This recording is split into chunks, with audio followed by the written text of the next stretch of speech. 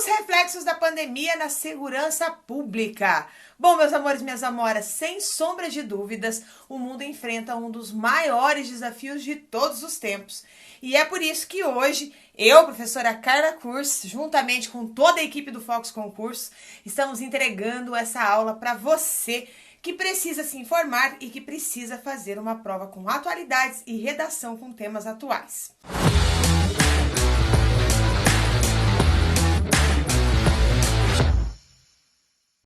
A pandemia da Covid-19 alterou completamente as dinâmicas socioeconômicas e representa um enorme risco à saúde pública em todos os países. A necessidade de adoção de medidas sem precedentes de isolamento social, que é a diretriz recomendada pela comunidade científica internacional, como inclusive a mais indicada para diminuir o ritmo de contágio e com isso impedir que o sistema médico hospitalar entre em colapso, também traz consigo riscos não negligenciáveis. Em um país extremamente desigual como o Brasil, em que amplos segmentos da população residem em comunidades densamente povoadas e têm a sua renda reduzida e também derivada do trabalho autônomo e informal, a pandemia pode ter efeitos ainda mais devastadores do que aqueles já observados em outros países. Contudo, não é só a saúde pública e a economia que sentiram os reflexos da pandemia do coronavírus que chegou ao Brasil em fevereiro de 2020. A segurança pública também foi uma área afetada pelas consequências da crise. E o isolamento social recomendado pelo Ministério da Saúde e também pela Organização Mundial da Saúde, a OMS, modificou algumas demandas dos setores de segurança com a diminuição de alguns tipos de crimes que acontecem nas ruas e também como aumentou a demanda por causa de crimes relacionados à violência doméstica. Presta atenção nisso, porque isso é um forte tema de redação para este ano.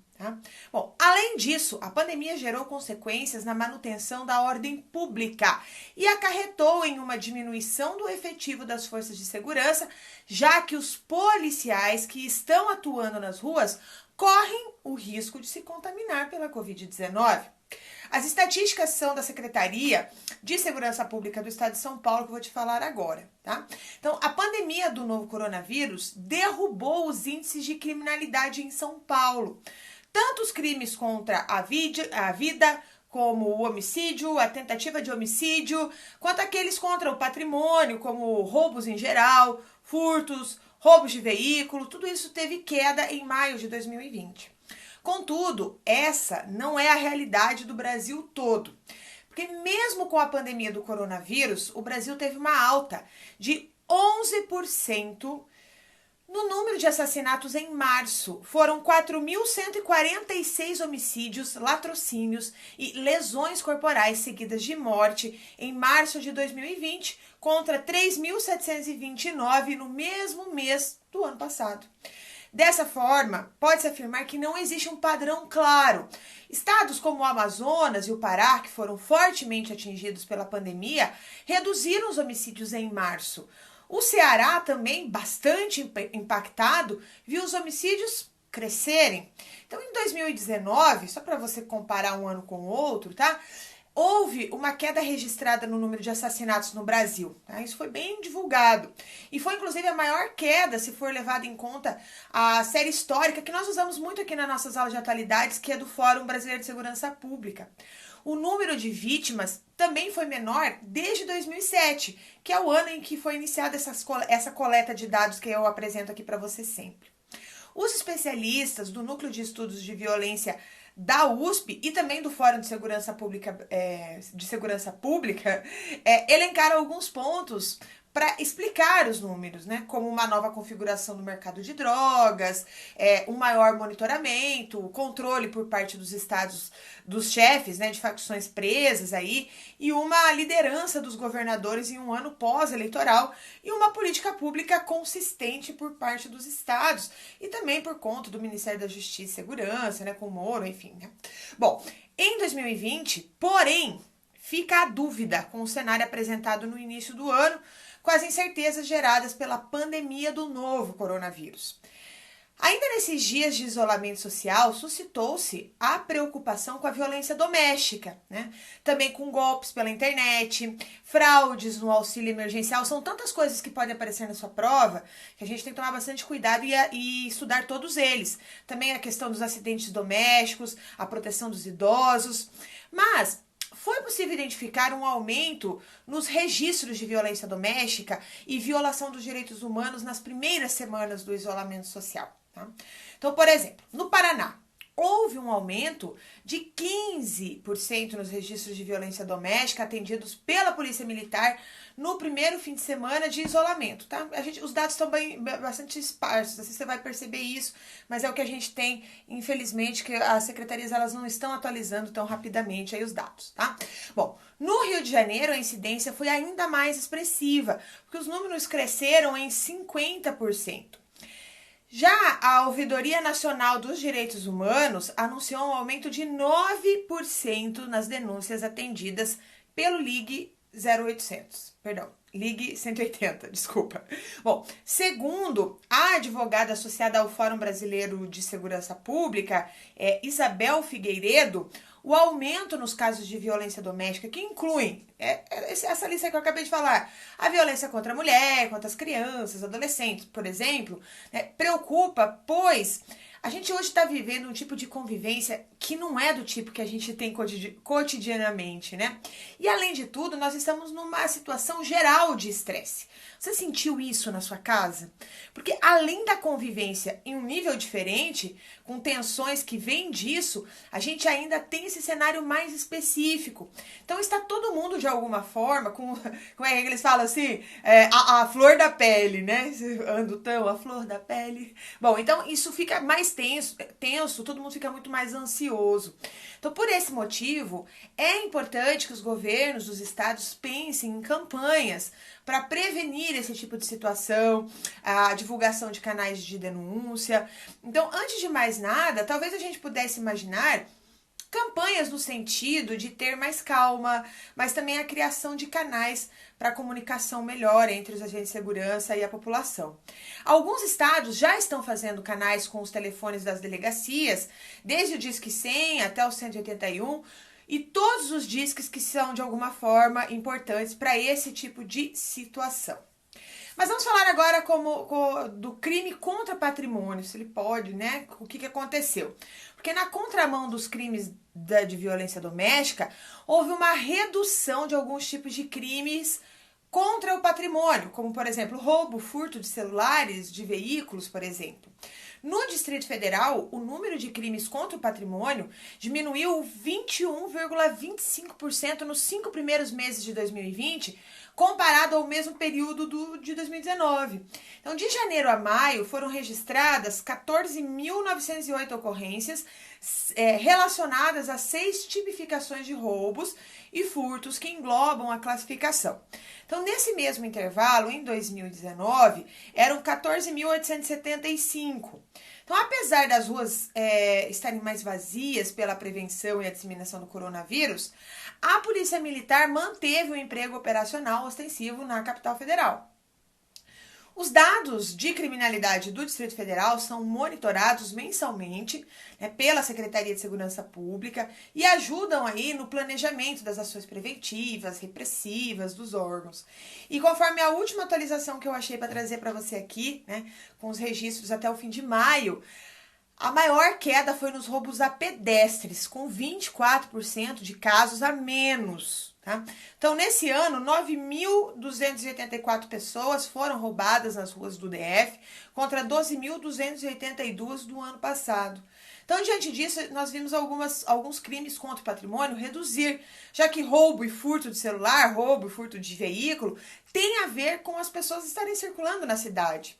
Mas existem outros crimes contra o patrimônio que aumentaram, como, por exemplo, o roubo de residências. Os roubos a residências no Distrito Federal, que foram registrados em abril, representam 1/3 do total dos casos de 2020 com a mesma tipificação. Então, de acordo com as estatísticas da Secretaria de Segurança Pública do DF, as 59 ocorrências apontam um aumento de cerca de 44% em comparação ao mês de março, quando 41 roubos ocorreram.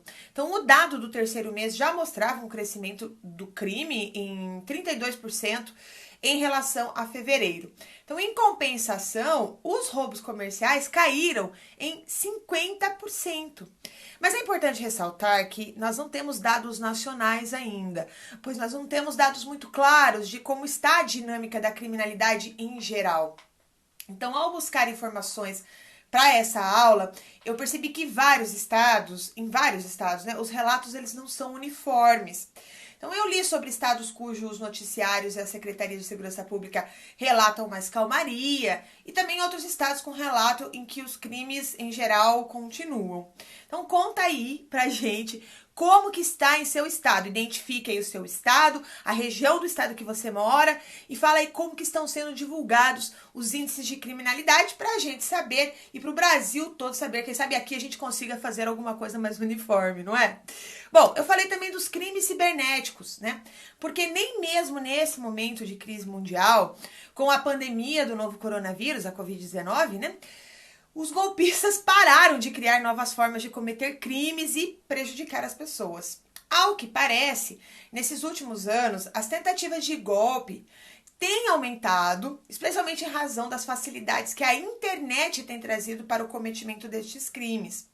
A própria Organização Mundial da Saúde, a OMS, tem sido vítima do cybercriminoso que usam o seu símbolo para aplicar golpes financeiros com a solicitação de doações, aí utilizando-se justamente da credibilidade e do trabalho desenvolvido contra o coronavírus por essa instituição, né, para enganar as pessoas, né? Olha, contável. Mas enfim, no Brasil há relatos de crimes que foram cometidos por indivíduos que se passaram por integrantes de equipe para a coleta domiciliar do exame do novo coronavírus, né? Inclusive de um renomado hospital se aproveitando da atual vulnerabilidade da sociedade para realizar assaltos em residências. Haja criatividade, não é? Bom, os crimes ocorreram após a localização na internet de um falso telefone desse hospital. Então, os golpistas agendaram a falsa realização de coleta domiciliar por meio do aplicativo de troca de mensagens instantâneas. Porém, após entrarem na residência da vítima, foi anunciado o roubo. Então, esse próprio hospital, devido ao número de golpes, fez um alerta em suas redes sociais, advertindo que os seus colaboradores, né, que realizam aí a coleta domiciliar, sempre utilizem um uniforme e um crachá na tentativa de evitar que novos casos com este mesmo, vamos usar um termo aqui, o modus operandi, né, ocorram. E há também o golpe através do aplicativo de celular, tá? Que promete apresentar aí um mapa interativo, dados estatísticos sobre o novo coronavírus. Todavia, na verdade, trata-se de um golpe que se utiliza de um malware, né, que irá criptografar os dados do celular da vítima e solicitar um resgate em bitcoins para o desbloqueio do aparelho. Pois é, né? O interessante é notar que, apesar do acréscimo de formas e da quantidade de tentativas de golpe nesse momento de pandemia, mesmo em momentos mais tranquilos, esta já é uma realidade enfrentada por todos, seja online ou mesmo offline. Tá? Essas tentativas elas vão desde o recebimento de um boleto falso até mesmo as formas mais complexas de golpes, como o convite para eventos inexistentes de pessoas famosas, a subnotificação do código de barras da guia de pagamento realizada por um programa malicioso e até mesmo pedidos de auxílios falsos. Ou seja, os criminosos não se cansam de tentar enganar a todos. Curioso é observar que alguns dos golpes se adequam inclusive ao momento vivido, como no presente caso do coronavírus, ou ao calendário anual das obrigações, começando aí com os carnês falsos de IPTU, que são recebidos desde o início do ano e passando pelas falsas comunicações, por exemplo, da Receita Federal, tá?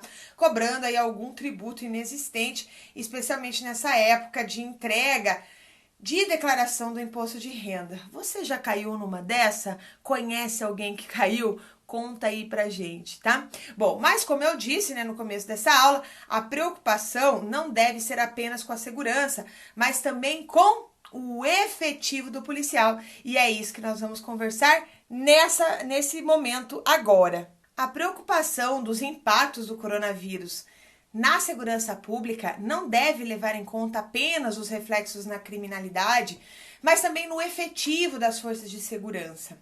Esse talvez seja o ponto mais importante da discussão, porque os profissionais de segurança pública, devido à natureza da atividade que eles exercem, são pessoas que estão nas ruas, estão segurando a onda e muitos ficaram doentes. Por isso, é importante os governos estarem atentos para assegurar aos policiais os equipamentos de proteção individual, que a gente chama dos EPIs. Nesse sentido, a segurança pública não pode ser negligenciada. Inicialmente, é fundamental pensar na proteção dos seus profissionais que desempenham um serviço essencial, estando na linha de frente do atendimento direto à população. Em geral, são os agentes policiais que irão cuidar para que as medidas de isolamento social sejam adequadamente cumpridas pelos cidadãos, o que suscita aí tensões entre esse novo papel da polícia, né?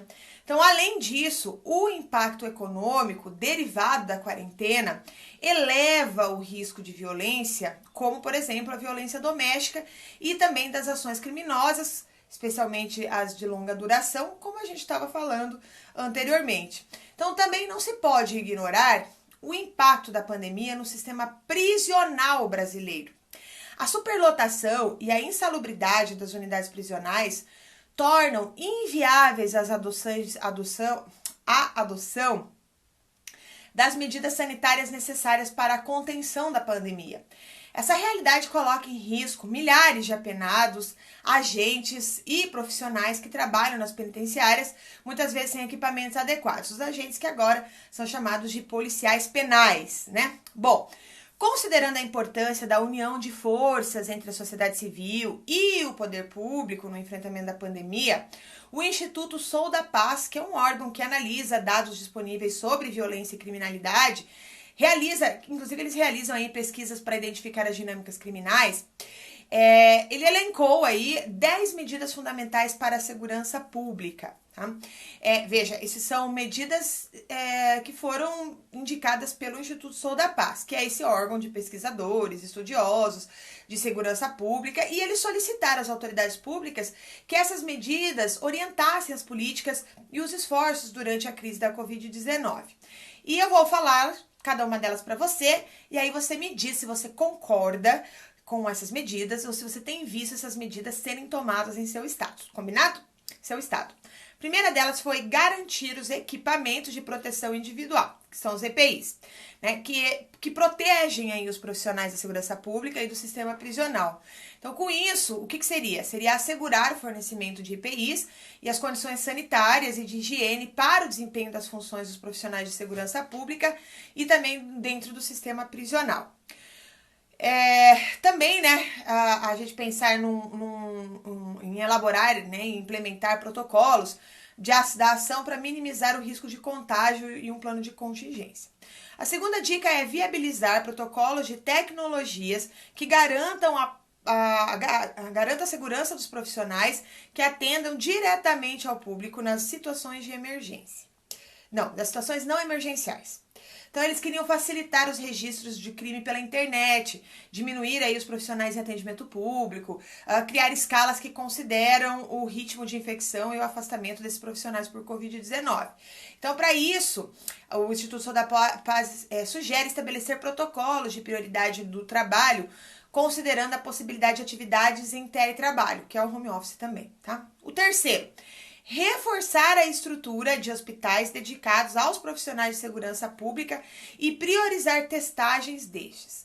Ou seja, seria garantir o acesso à saúde e as condições de atendimento dos hospitais dedicados aos profissionais de segurança e também aos seus familiares próximos. Então, com isso, o Instituto Sou da Paz diz que é necessário assegurar também a testagem massiva e prioritária dessas categorias, garantindo um melhor controle e também o afastamento preventivo de infectados, evitando a perda de efetivo e preservando a saúde dos agentes familiares.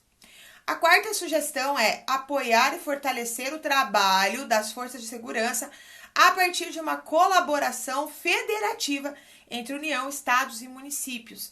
Então, o que eles pedem? Eles pedem a garantia da liberação de recursos do Fundo Nacional de Segurança para a compra de equipamentos adequados para as forças de segurança. Então, com isso, o Instituto Sou da Paz diz, olha, vamos elaborar e disseminar diretrizes com o apoio do governo federal, em parceria com os estados, sobre protocolos de abordagem policial, né, sobre o uso da força, sobre a perícia de registros, né, aí de crime, né, durante a emergência da Covid-19. E para isso seria necessário, então, elaborar protocolos pré-pactuados para o emprego da Força Nacional de Segurança Pública para cobrir déficits dos efetivos nas forças impactadas aí pela contaminação dos seus agentes. Então, seria compartilhar inteligência, basicamente, né? E protocolos para atuação do policial em caso de graves rupturas da ordem ou de um confronto social.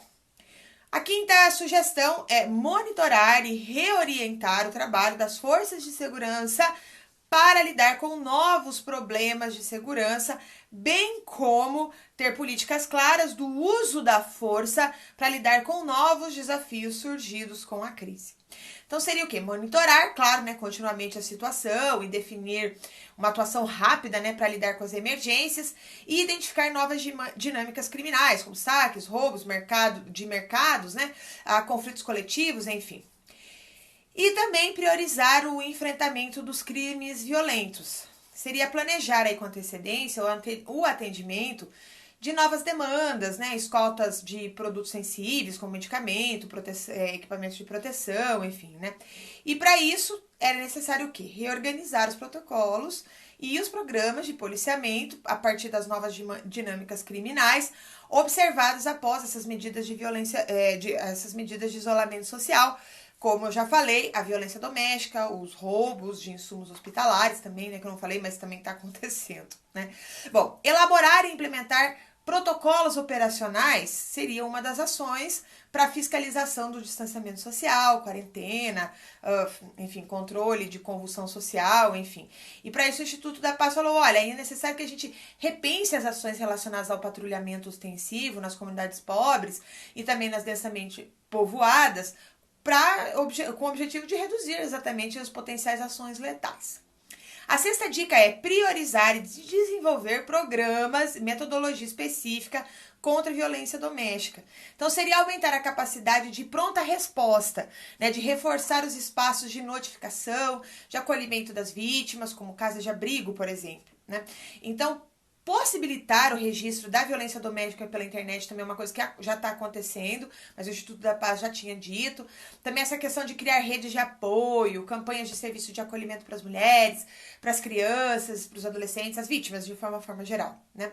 E também estabelecer novas rotinas para o preenchimento do expediente apartado de medidas protetivas, né? Bem como para a execução aí das patrulhas Maria da Penha, que são desenvolvidas pelas guardas municipais e pelas polícias militares, como uma forma de prevenir o agravamento de situação de violência, que podem sim culminar em feminicídios, que isso já é um assunto para uma outra aula, mas que vale a pena você entender. A sétima sugestão é estabelecer mecanismos seguros e confiáveis para os registros das mortes, garantindo insumos para testagem obrigatória e investigação de todas as mortes suspeitas. Bom, então seria o quê? Garantir a investigação de mortes suspeitas relacionadas ao problema de saúde, ainda que a posteriori, né, por meio de coletas de materiais, para que o exame e o diagnóstico sejam garantidos. Que a gente queria, na verdade, isso para todos, né? Então, a manutenção das perícias e autópsias de mortes suspeitas de violência, ainda que com métodos menos invasivos de exames, né? Uma forma de proteger os peritos, os legistas, garantindo assim o quê? O fornecimento de elementos e o esclarecimento dos crimes. Vamos lá, né? Bom, A oitava dica essa é bem polêmica, tá? Essa eu vou até me proteger, aqui assim, ó, porque tem gente que vai achar, não, porque não sei o que, porque isso não vale. Bom, isso são sugestões do Instituto Sou da Paz, tá? Então, olha só. Considerar a prisão domiciliar ou outras alternativas penais aos detentos pertencentes ao grupo de risco para infecção, que são as gestantes, aqueles que têm doenças pré-existentes, os maiores de 60 anos, e também os presos provisórios, que tenham cometido crimes sem violência, como um furto, por exemplo.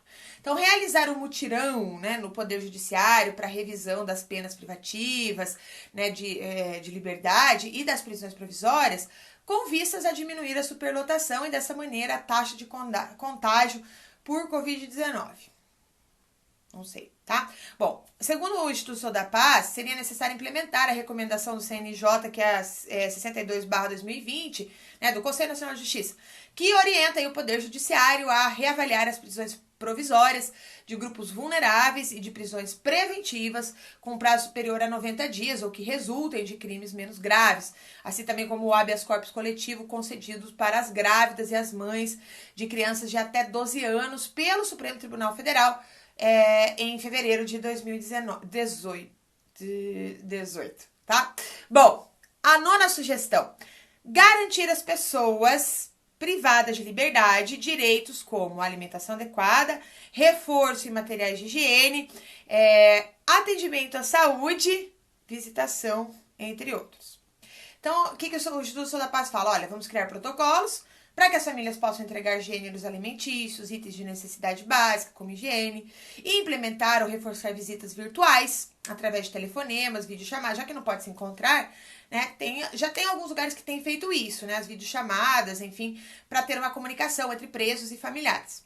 Então, manter o funcionamento de serviços básicos de atendimento às pessoas egressas do sistema prisional, com orientação sobre o acesso ao auxílio emergencial e o trabalho articulado com os órgãos de saúde e assistência. E também de assistência social.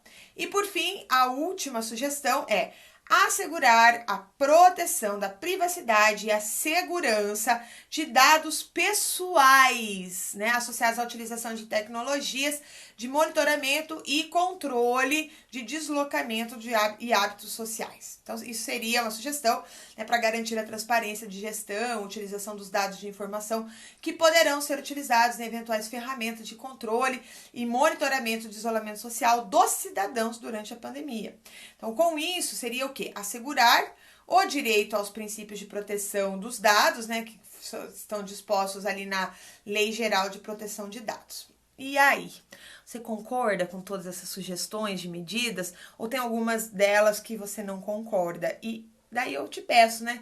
Comenta aí, compartilha com a gente como você vê essa situação do agente de segurança pública na pandemia e as medidas que estão sendo tomadas nesse cenário, né? Porque na prática, ao estudar, inclusive para gravar essa aula para você, eu percebi que alguns estados, os profissionais ainda não estão, por exemplo, com equipamentos de proteção, como máscaras, luvas, álcool, né, álcool em gel, no caso ali nas viaturas. Então, os estados estão adotando estratégias diferentes em relação ao efetivo empregado, tanto nas ruas, né, em tempos de isolamento social, quanto dentro dos presídios. Alguns suspenderam, inclusive, férias, licenças, botaram todo o efetivo na rua. Por outro lado, teve estados que optaram por outra estratégia de deixar quem está de férias e quem está de licença, para ter um segundo efetivo, se precisar acionar, enfim. Então, cada um tem uma análise específica do cenário. E a gente compartilhar essa diferença de visão é bem interessante, enriquece bastante a nossa aula aqui, né? Porque a gente está pensando em tudo, em manutenção da ordem pública, os reflexos do coronavírus na segurança pública, lembrando, né, que a polícia não lida só com a questão criminal, mas também lida com toda uma questão de responsabilidade de manutenção da ordem pública. Então são vários aspectos. Tem a polícia penal, que também tem uma outra realidade, que é dentro dos presídios. Então a gente tem, assim, vários... Essa aula aqui é uma aula introdutória, tá, de uma série de aulas que nós vamos começar na próxima semana, que é sobre uma análise do sistema judicial, do sistema de justiça criminal brasileiro, a questão de presídios, a questão de como é a nossa realidade. Então, mas antes disso, a gente tem que pensar em como isso conversa com a pandemia. E aqui a gente tem vários dados e vários momentos de reflexão. Essa aula é uma aula importantíssima, que você comente aqui, que você participe, porque ela realmente precisa de acréscimo de análise, já que é tudo muito novo para todo mundo. É novo para você, é novo para mim, é novo para os agentes de segurança pública, e aí a gente precisa, quem sabe, juntos, pensar em uma solução melhor para tudo isso que está acontecendo. Bom, espero que você tenha gostado, dê um like nessa aula, compartilhe essa aula e também, né, obviamente, comente aí, que eu tô esperando a sua opinião. Um grande beijo e até a próxima segunda-feira.